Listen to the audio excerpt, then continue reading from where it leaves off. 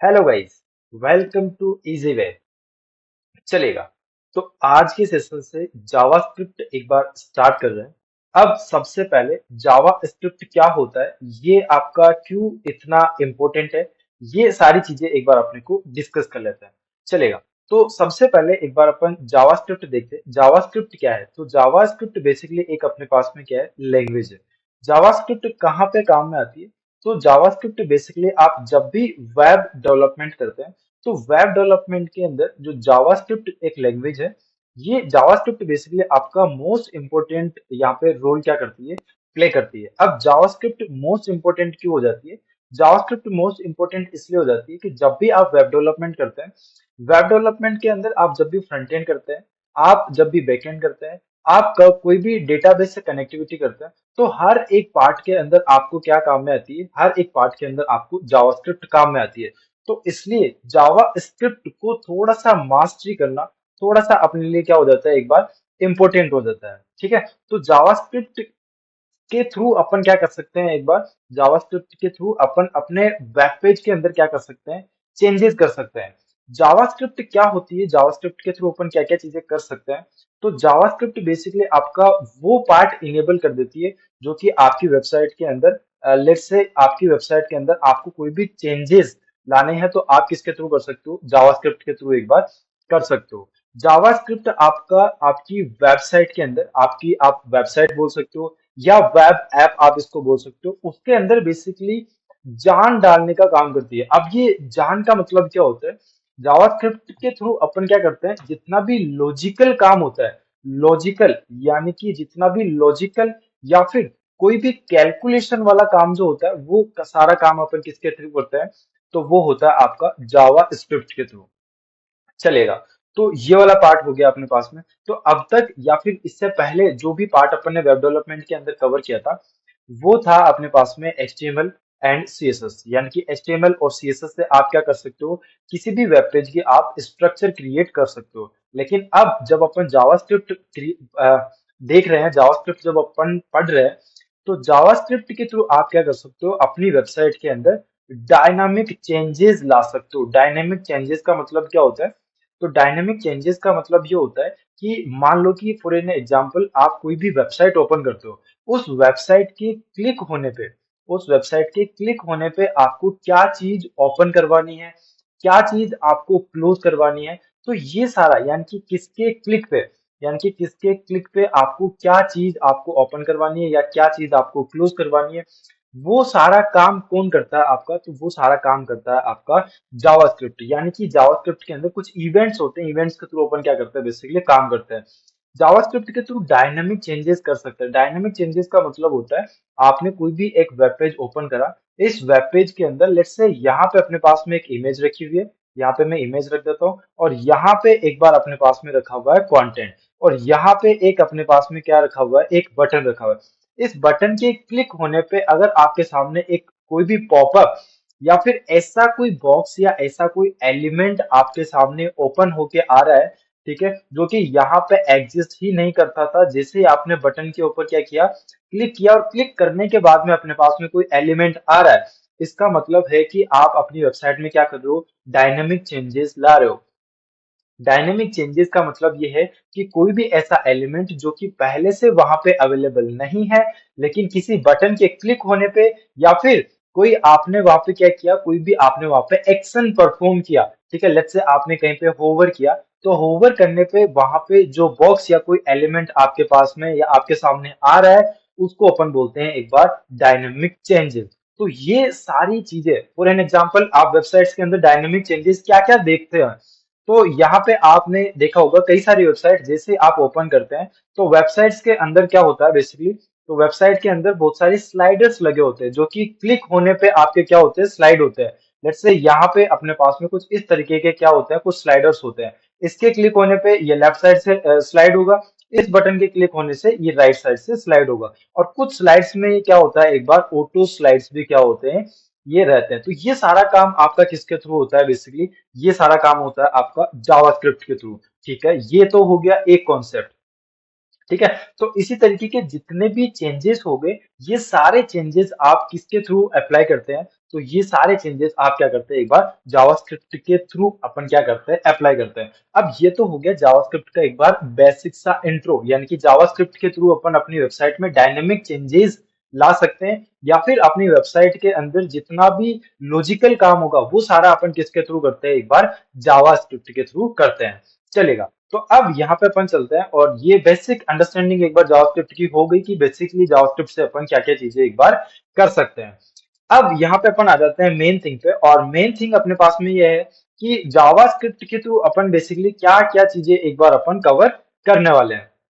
ठीक है, तो यहाँ पे अपन चलते हैं। अब जैसा कि मैंने आपको बताया कि बिल्कुल स्क्रैच से अपन जावास्क्रिप्ट को एक बार स्टार्ट करेंगे, और बिल्कुल एडवांस लेवल तक अपन एक बार जावास्क्रिप्ट को लेके चलेंगे। तो मैं सारे टॉपिक्स एक बार आपके सामने, क्योंकि ये फर्स्ट वीडियो है, तो मैं सारे टॉपिक्स एक बार आपको बता देता हूँ कि सारे टॉपिक्स अपन एक बार किस तरीके से कवर करेंगे, और उसके बाद में अपन एक बार डिस्कस करते हैं।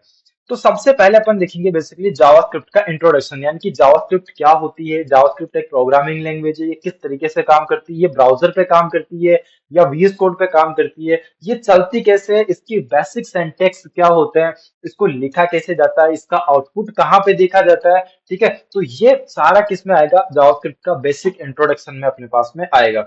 अब बेसिक चीजों में अपने पास में होता है कि जावास्क्रिप्ट जब भी अपन रन करते हैं तो जावास्क्रिप्ट में क्या बनते हैं, कुछ वेरिएबल्स बनते हैं। तो ये वेरिएबल्स किस तरीके से बनते हैं, इनको एक्सेस किस तरीके से एक बार किया जाएगा, इनके अंदर कोई ऑपरेशन किया जाएगा तो वो किस तरीके से किया जाएगा।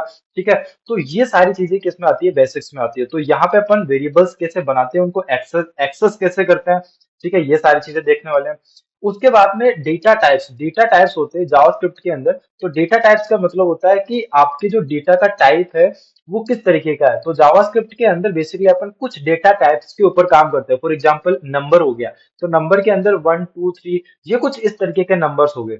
इसी तरीके से आपके पास में बुलियन हो गया, बुलियन का मतलब ट्रू है और फॉल्स। ठीक है, उसके बाद में स्ट्रिंग हो गया। ठीक है, तो कुछ इस तरीके के अपने पास में क्या होते हैं, जावास्क्रिप्ट के अंदर कुछ डेटा टाइप्स होते हैं। तो डेटा टाइप्स को अपन एक बार किस तरीके से देखेंगे, ठीक है, और डेटा टाइप्स को कैसे एक्सेस किया जाता है, डेटा टाइप्स का यूज करके अपन जावास्क्रिप्ट में डायनामिकली चेंजेस किस तरीके से करेंगे, वो सारी चीजें एक बार अपन कवर करेंगे। उसके बाद में आ जाते हैं अपने पास में ऑपरेटर्स। ऑपरेटर्स का मतलब होता है कि बेसिकली अपन को किसी प्रोग्राम में अगर ऑपरेशन करवाना है तो उसके लिए अपने को बेसिकली क्या चाहिए होंगे, ऑपरेटर्स चाहिए होंगे। तो ऑपरेटर्स क्या होता है, उसके बाद में कंडीशनल स्टेटमेंट, यानी कि कोई भी काम आपको कंडीशन बेस पे करवाना है। फॉर एन एग्जांपल, मैं आपको जस्ट एक एग्जांपल दे रहा हूँ यहाँ पे। एग्जाम्पल कुछ इस तरीके से है कंडीशनल स्टेटमेंट के अंदर। लेट्स से यहाँ पे कोई भी एक पर्सन है, कोई भी एक यूजर है, वो यूजर की एज अगर 18 और 18 से ग्रेटर देन है, तो उस केस में वो क्या कर सकता है, वो बेसिकली आपका क्या कर सकता है, वोट दे सकता है। अदरवाइज वो क्या नहीं कर सकता, वोट नहीं दे सकता। तो यहाँ पे अपने पास में क्या होगी, यहाँ पे एक बार कंडीशन चेक होगी कि जो भी आपका यूजर आ रहा है उसकी एज अगर 18 और 18 से बड़ी होगी, तो उसी केस में वो क्या कर सकता है, वोट अगर दे सकता है, नहीं तो वो क्या नहीं कर सकता, आपका वोट नहीं दे सकता। तो ये होता है बेसिकली आपका कंडीशनल स्टेटमेंट। उसके बाद में जावास्क्रिप्ट के अंदर लूप का कॉन्सेप्ट क्या बोलता है, लूप का मतलब होता है किसी भी काम को बार बार करवाना, उसको बोलते हैं अपन लूप कॉन्सेप्ट। तो ये लूप का कॉन्सेप्ट किस तरीके से काम करता है, इसको प्रॉपर एक्सप्लेनेशन, यानी कि लूप के अंदर जो वर्किंग होती है वो किस तरीके से होती है, वो सारा कॉन्सेप्ट देखेंगे। उसके बाद में फंक्शंस कैसे काम करते हैं, जावास्क्रिप्ट के मेथड्स, यानी फंक्शन के मेथड्स, कौन कौन से मेथड्स होते हैं, वो किस तरीके से काम करते हैं। उसके बाद में टॉपिक है एरे, और एरे के मेथड्स। तो एरे कैसे काम करता है, एरे के अंदर क्या चीजें अपन स्टोर कर सकते हैं, वो सारी चीजें एक बार अपन देखेंगे। उसके बाद में यहाँ पे है अपने पास में, तो एक बार मैं इसको क्लियर कर देता हूँ। ठीक है, उसके बाद में है अपने पास में, लेट्स से यहाँ पे वापस अपन चलेंगे, और उसके बाद में है जावास्क्रिप्ट के अंदर ऑब्जेक्ट क्या होता है, ऑब्जेक्ट के अंदर भी स्प्रेड ऑपरेटर क्या होता है। ठीक है, ऑब्जेक्ट के अंदर रेस्ट ऑपरेटर्स क्या होते हैं। ठीक है, तो ये सारी चीजें अपने पास में किस तरीके से काम करती है। उसके बाद में एरे हायर ऑर्डर फंक्शन किस तरीके से बनते हैं, किस तरीके से उनको एक्सेस किया जाता है, ये कॉन्सेप्ट अपन देखेंगे। उसके बाद में जो जावास्क्रिप्ट का सबसे इंपॉर्टेंट पार्ट आता है वो आता है अपना कौन सा, डोम मैनिपुलेशन। डॉम मैनिपुलेशन का मतलब है कि आप अपने वेब पेज के अंदर क्या करने वाले हो, मैनिपुलेशन करने वाले हो, यानी कि किसके क्लिक होने पे क्या चीज ओपन करनी है, क्या चीज आपको क्लोज करवानी है, ठीक है। तो ये सारी चीजें भी अपन एक बार क्या करने वाले हैं, देखने वाले हैं। उसके बाद में एक अगेन इंपॉर्टेंट टॉपिक आता है डोम ट्रैवर्सिंग, ठीक है, इसको भी एक बार डीप डाइव अपन देखेंगे। उसके बाद में फॉर्म इवेंट्स, यानी कि फॉर्म का डेटा अपन कैसे लेते हैं, फॉर्म के डेटा को एरे में स्टोर किस तरीके से करते हैं, उसको विजिबल कैसे करेंगे। उसके बाद में प्रीवेंट डिफॉल्ट आपका किस तरीके से काम करता है, यानी कि किसी भी फॉर्म को आपको डिफॉल्ट, यानी डिफॉल्ट काम होता है उसका सबमिट होना, तो उसको बाय डिफॉल्ट अपने को क्या करना है, एक बार सबमिट होने से रोकना है, तो वो किस तरीके से देखेंगे। उसके बाद में आता है अपने पास में जावास्क्रिप्ट के अंदर time and date object. Date object के थ्रू अपन क्या कर सकते हैं, अपने वेब पेज के अंदर टाइम एंड डेट को क्या कर सकते हैं, एक बार शो कर सकते हैं। वो किस तरीके से एक बार अपन एक्सेस करेंगे, ये सारी चीजें एक बार अपन देखेंगे। इसके क्या क्या फंक्शंस होते हैं, ये सारी चीजें एक बार अपन देखेंगे। उसके बाद में जावास्क्रिप्ट का अगेन इंपॉर्टेंट टॉपिक आता है लोकल स्टोरेज।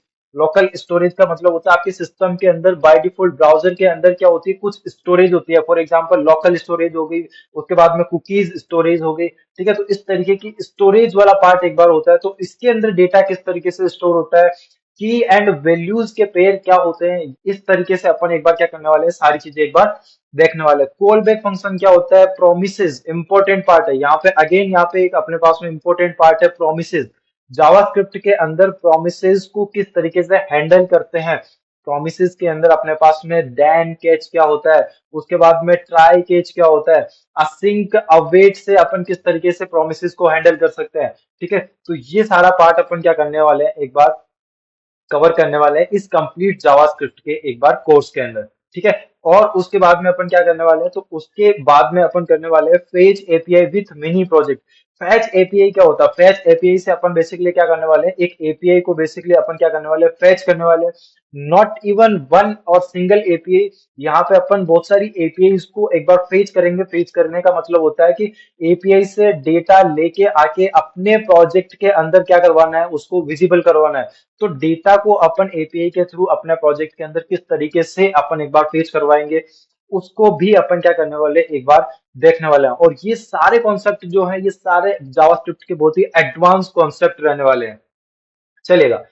उसके बाद में मैं आपको बता देता हूँ कि जब ये कंप्लीट आपका जावास्क्रिप्ट का कोर्स रहेगा, तो ये बेसिक टू बिल्कुल जीरो टू आपका एडवांस लेवल का कोर्स एक बार रहने वाला है, जिसके अंदर अपन क्या करने वाले हैं, जिसके अंदर कम से कम अपन यहाँ पे सारे ऑलमोस्ट ऑलमोस्ट आपके जितने भी प्रोजेक्ट्स होते हैं, वो सारे प्रोजेक्ट्स भी एक बार मैं आपको एक बार क्रिएट करके दिखाने वाला हूँ। तो और यहाँ पे अपन देखेंगे तो हर एक टॉपिक के बाद में आपको एक प्रैक्टिकल लेवल, आपको एक प्रोजेक्ट देखने को मिलेगा, जिससे आप प्रैक्टिकली नॉलेज क्या कर सकते हो, गेन कर सकते हो। इस कोर्स के कंप्लीट होने के बाद में आप कंपनीज में किस तरीके से काम होता है, वो सारी चीजें, वो सारी नॉलेज आप बेसिकली गेन कर सकते हो, ठीक है। उसके बाद में मैं आपको कुछ प्रोजेक्ट्स के आइडियाज दे देता हूँ कि किस लेवल के प्रोजेक्ट्स अपन एक बार क्रिएट करने वाले हैं यहाँ पे। तो यहाँ पे मैं सबसे पहला आपको प्रोजेक्ट आपको दिखा देता हूँ। फॉर एग्जांपल यहाँ पे अपन वेदर ऐप अपन एक बार क्रिएट करने वाले हैं। उसके बाद में टू डू लिस्ट किस तरीके से बनती है, उसके अंदर कर्ड ऑपरेशन, जावास्क्रिप्ट का सबसे इंपॉर्टेंट जो पार्ट होता है वो होता है अपने पास में कर्ड ऑपरेशन।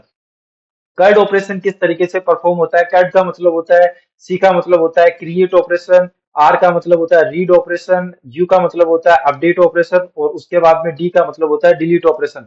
तो ये सारे ऑपरेशन किस तरीके से परफॉर्म होते हैं, ये सारा पार्ट भी अपन इसी जावास्क्रिप्ट के कोर्स के अंदर देखने वाले हैं। उसके बाद में यहाँ पे अपन देखने वाले हैं मूवी सर्च ऐप देखने वाले हैं। उसके बाद में रैंडम पैराग्राफ जनरेटर अपन देखने वाले हैं। उसके बाद में रैंडम, यहाँ पे मैं देखने वाला हूँ एक बार पासवर्ड जनरेटर देख सकते हैं अपन, ठीक है। और उसके बाद में कुछ इस तरीके के और जितने भी प्रोजेक्ट अपन एक बार क्रिएट कर सकते हैं, वो सारे प्रोजेक्ट यूजिंग दी एपीआई अपन क्या करने वाले हैं, यहाँ पे एक बार क्रिएट करने वाले हैं, ठीक है। तो ये बेसिकली एक जावास्क्रिप्ट का बिल्कुल ओवरव्यू हो गया, जिसके अंदर आपको ये पता चल गया कि इस कंप्लीट जावास्क्रिप्ट की सीरीज के अंदर आप क्या क्या चीजें एक बार कवर करने वाले हो। एक बार जब आपके बेसिक्स क्लियर हो जाएंगे, उसके बाद में आप ऑलमोस्ट कोई सा भी प्रोजेक्ट आप क्या कर सकते हो, बेसिकली क्रिएट कर सकते हो, ठीक है।